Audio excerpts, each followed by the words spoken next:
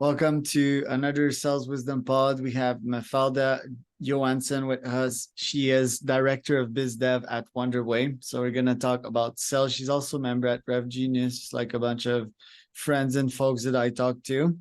Friends and foes, did I say? Friends and folks. Friends and foes. I have a lot of foes at Rev Genius. Now, I had Jared on the pod. He's a great guy. We're going to have a fun convo today, people. This podcast is brought to you by podpire.com. If you want to start scale, be invited to podcasts like this one. Find sponsors. Podcasts are amazing to learn, to generate leads, to get clients. You can get happy with them. You can get rich with them. They're the holy grail. I call them podcast flywheel. So if you need help with that, my podcasting agency, podpire.com. Mafalda, welcome to the pod. Hopefully you'll not be a foe of mine, which is a funny word. Can you tell me a bit more about yourself and about Wonderway? Sure, Charles. Thank you so much for having me. So about myself, my name, as you pronounce really well, it's Mafalda. It's a very common Portuguese name. There is a very famous cartoon from Argentina called Mafalda, and that's why my mother named me after that. So for those who are listening, it's translated in almost every language in the world. I really recommend you to read that. As I said, I'm from Portugal. I live in Berlin, Germany, and I'm business development director at Wonderway. Wonderway is basically a company that provides platforms for you to train your sales reps, either by our, let's say, LMS, where you can onboard your sales reps, and also our AI coaching tool that gives feedback after every single call. And that's my sales pitch, so I'm done here. And yes, so that's who I am and what we do. So I just saved Mafalda in Wikipedia so I can read more about it. I certainly know about Matilda, which was one of my favorite movies when I was young. Yes. Tomorrow is always a day away, isn't it? Yeah, for sure. And yeah, I'm interested in learning a bit more about your background. Like, why did you get in sales? And then we can get in this precise sales strategy you use at Wonderway. Sure.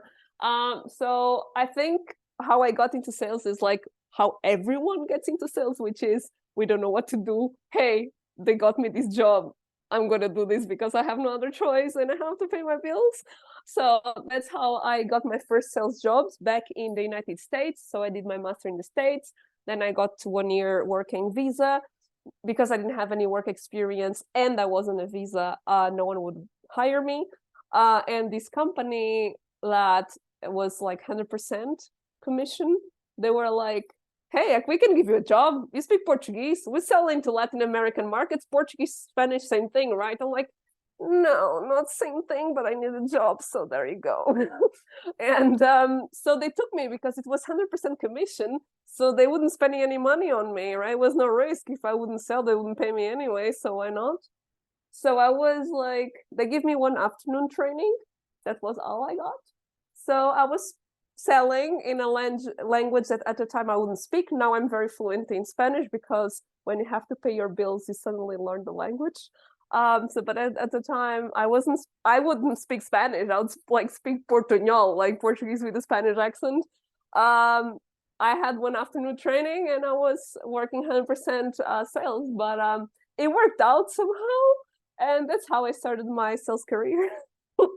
Interesting. Yeah, I also started a similar way. I was quite happy once I got my first sales job. I was actually in reality was making 200 phone calls a day. So it's kind of a phone slave or something, but I learned a lot from this job and it really propelled me throughout my career. I made friends with my mentor and we even founded a company together. So shit got real quick, sort of in this scenario. And basically that sales job was, yes, I was the thesis, the osmosis of my career at this point. I think I was like 20 and I was super happy once I got that job. And yeah, obviously everyone needs sales. Yeah. It was like, oh, first professional job, right? Because before that was being a waiter and stuff Yeah, like I that. was being like a research assistant at uni, like when I was doing my master's, and that was it. Yeah. And that led to a bunch of fascinating things on your end too. So what could you describe your career thus far, and how did you get to that biz dev uh director role that you have today? Yeah. So yeah, I started like that in the States. Then my visa expired. I didn't get sponsored, and that's fine. Like, so I came back to Europe, and I decided to go to Germany because I wanted to learn German, and it has a very good economy, unlike Portugal. And I really didn't want to make the salaries in Portugal, because they're very low. And so I decided to go to Germany, and because I did my master's in tourism and hospitality, I went to work as a operations manager in a tour guiding company, and then I end up giving like sales training in different uh, offices of that company in Lisbon, in London, in Berlin, and then tourism. It's great, like the tourism industry. I had a lot of fun, but I was like, I should go into tech. I should go into SaaS. And this was before COVID, right? So I didn't even know what was going there. But I was like, that's where the real money is. I could be working the same and making the double. And why am I making the half? So I went to work, even though I was already in a manager position, I went back to be an SDR in this tech company because I didn't have any experience in the tech branch. Even my sales jobs in Florida were in tourism, so it was sales, but it was in tourism. And at first I was like, okay, I'm going backwards on my career, but it wasn't. It was the best thing I did, was like really being on the ground and being an SDR, and I had a lot of fun. Like I really had a lot of fun. So when I got promoted, I was like a bit like sad to leave the job, but it was for the best. And then I was team lead, manager, and then when I joined Wonderway, they hired me as sales enablement consultant. So I'd review the trainings of our customers and give some advice. But then they needed also, it's a startup, so you do a lot of things. So they also needed someone to take care of business development. So I got promoted to business development director. And now I take care of business development, also content marketing, partnerships. I do some sales calls when we have no one else to do them. And I still do a bit of consultancy. So that's more or less, long story short, 12 years short, that's basically my career path. You're definitely weird for liking that SDR job. And I was sort of that way too. I did other things than making calls at that first agency company that I was recruited at, but I got to learn the craft eventually, which is, yeah, closest thing to torture in business, like picking up the phone. Like in my case, I was speaking English to architects and engineers, and with my French accent, and it would be way more broken than it was right now. And I would get so many no's, and yeah, I'd get so few connects. So but I got to like it. I just drink my coffee and do it. And think I But got don't my English native speakers find French accent sexy? That's what I hear all the time. Oh my God, an accent is so sexy from France. not straight male engineers Okay, maybe it's in just the women. Canada, like in Canada, like fucking Oh, Quebec they trying would to think they were separate. from, you were like Quebecois. That's the Yeah, problem yeah, yeah. there. So Aha, worst okay. scenario ever. Okay, gotcha. Yeah, yeah. And me, dude, yeah, if I have like a French speaker with a big accent, me, I don't mind nowadays, but French is like somewhat synonym with arrogance. It's like, oh, we're better than you. We make good bread, good cheese, good wine, and so It's forth. funny And because I have such a different opinion about French people yeah, because I have a lot in Berlin. A lot of my friends are French, and I worked with French people in the past, and I have a great opinion about French people. hmm, Like I don't find them arrogant. I just think they see life differently, which is very interesting on the way they approach things, and I really find it very fascinating. They're yeah, super fun. They're super emotional, but in a good way. Yeah. Oof. Well, in business, France it's has not in a good great way most of the time, but yeah. yeah, and yeah, in they have great literature, great Yeah. authors. Like, Great I don't know. history.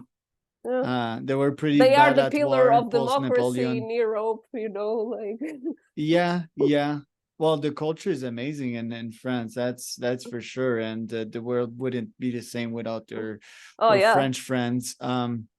A lot of people in Quebec would wish they would have helped us at winning the war, but yeah, that's another story. that's So, for but another podcast. yeah, the biz dev side of things, obviously it's your passion. You've got to learn to like it and even being driven by it. Me nowadays, my great fun is launching campaigns and seeing the results the next day. I'm such a product market fit nerd and just love testing out new copy and deploying new experiments. That's my core Yeah, nerdiness nowadays. So tell me about your role of director of biz dev and tell us about like your main goals, your main priorities this year and what you're hitting. absolutely. So basically, as I mentioned, I do a lot of different things, but regarding just the business development side of the business, I basically I write the sequences of my sales reps because I like it. That's the thing. Like I like writing good emails and creative emails and doing memes. I like business development because when it's done right, it's a very creative job. That's the part I like.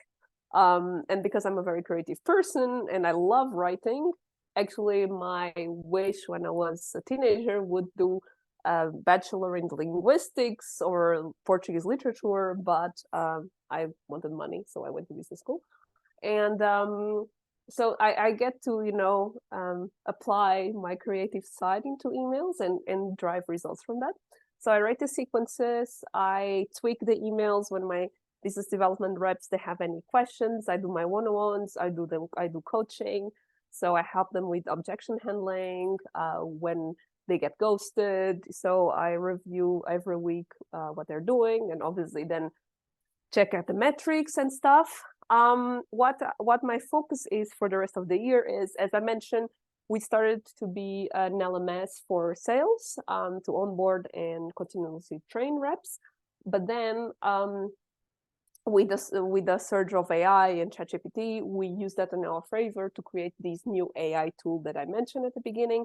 And now my focus is you mentioned about product market fit, finding the product market fit and the right messaging and the right personas. So because we had everything figured out for our product, for the other one, we would have a very pretty steady conversion. We would have things would work out. But for this one, I'm in the phase of testing. So that's exactly what I'm working on at the moment. So I spent today the whole morning writing new sequences, and I'm very curious to see if they convert. And if not, I have to take another pass. So what do you focus on technically speaking? Emails, LinkedIn, calls, like what is working well? So everything, in the sense that we are big fans of multi-channel. I really like, and that's where we see a lot of success, is video prospecting and LinkedIn voice messages. So that works really well, but works really well with the personalized approach. So on the first email, we start always with the LinkedIn request and first email. And on the first email, we actually, we have a trigger, right? I saw you're near the company. I saw you got funding, like something like that. A challenge related to the trigger and how we can solve. So like no video and no voice message is effective if it's not relevant the outreach, right? So everyone in sales, or a lot of sales trainers say, relevance above personalization, and that's true, right? Personalization is good, but if it's not relevant, won't take you anywhere. So first email personalized has to do with the challenge. If the person we're selling to has the super cool LinkedIn profile that we can like personalize even better, awesome. If they don't, well, that's life. We continue. And then we have like a set of emails. We add memes. We had fun sense of humor, things to catch their attention. But I would say that this like personal touch and works usually pretty well for us. But once again, if the messaging is relevant, because we've launched a campaign like 2 months ago that it didn't convert, even though we used all of these, I don't think we were conveying the right message. So, yeah. What tool do you use precisely to kickstart these campaigns? InfoMarket. InfoMarket. I'm about to partner up with them, potentially use and promote their products. Great. It's a great product, and now I'm promoting them, but here we go. Great product, and the sales process was also great. So the SDR that qualified the call did a really great job, the AE as well. And then their VP of sales and founder, they also like texted me on LinkedIn, right? So just to give the extra multi-touch. So they know what they're doing, product and sales well. So well done, InfoMarket. Yeah, I found their demo quite interesting on the event side of things, right? If people have attended to a cold email events, then I'm gonna cold email them saying, hey, like, what's your experience with cold email? That Mind was if we hop the to feature that brainstorm? got one of my SDRs. After she saw that, she's like, "We're buying this tool." I'm like, "Wait." Yeah. That's quite it's an interesting tool, and obviously it's a field that's developing quite fast. And yeah, folks that will create systems, especially with AI, I think will have an unfair advantage in this market. Yeah, absolutely. You run 2 podcasts on I your do. end. Why and what kind of results have you got from it? So, why? 2 reasons. First, it's obviously promotion for my company. I'm not gonna lie. That's good to put some content out there, and content that's useful to our prospects. So it's not promoting us as, hey, buy our product, but hey, this is useful content for you. Leverage it. It's free. You don't even have to give your details. It's like ungated content. And why those topics? So the first one is a day in the life of a buyer persona, which is I interview 3 heads of departments. So 3 heads of engineering, or 3 heads of data, 3 heads of quality assurance. And the reason is most SDRs, they don't have contact with their personas. They get their random marketing material that says nothing, says everything and nothing. They cannot do anything with that one pager. They still don't get the people they are prospecting, and therefore they could never write a compelling outreach if they don't understand like the people they're talking with and what their solution could do for them, what's with the benefit, right? So that's a very easy way for me to talk to them and say, hey, what are your priorities? What are your challenges? How do you think? And hear these people talking. And in the end, I show them a prospecting email. So the SDRs can also see the reaction of their target market to the prospecting email, and they can learn and to avoid to do the things that are on that email.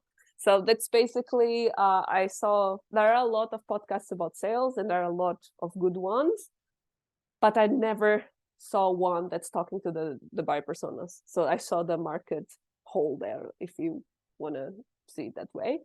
And it's something, when I was in SDR and I was prospecting technical people like engineering, I wish I would have had at the time. I would have been very handy. It would have avoided me doing a lot of silly stuff that didn't make any sense. But anyway, that's life. You learn with your mistakes.